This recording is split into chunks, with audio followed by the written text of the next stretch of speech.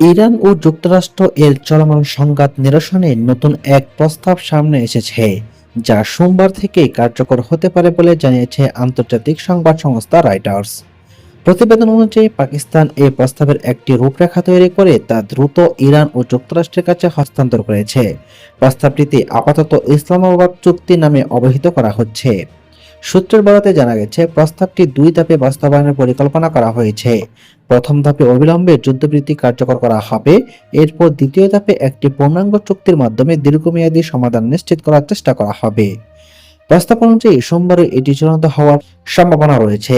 তা কার্যকর হলে যুদ্ধবিরতির সঙ্গে সঙ্গে গুরুত্বপূর্ণ হরমুজ প্রণালী পুনরায় খুলে যেতে পারে।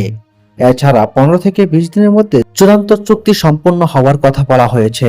ওই চুক্তিতে ইরানের পারমাণবিক কর্মসূচি নিয়ন্ত্রণ এবং আন্তর্জাতিক নিষেধাজ্ঞা শিথিলের বিষয়গুলো অন্তর্ভুক্ত থাকতে পারে। তবে এ বিষয়ে এখনো আনুষ্ঠানিকভাবে কোনো প্রতিক্রিয়া জানায়নি ইরান বা যুক্তরাষ্ট্র। একইভাবে প্রস্তাবটি নিয়ে পাকিস্তানেও তাৎক্ষণিক কোনো মন্তব্য করতে রাজি হয়নি।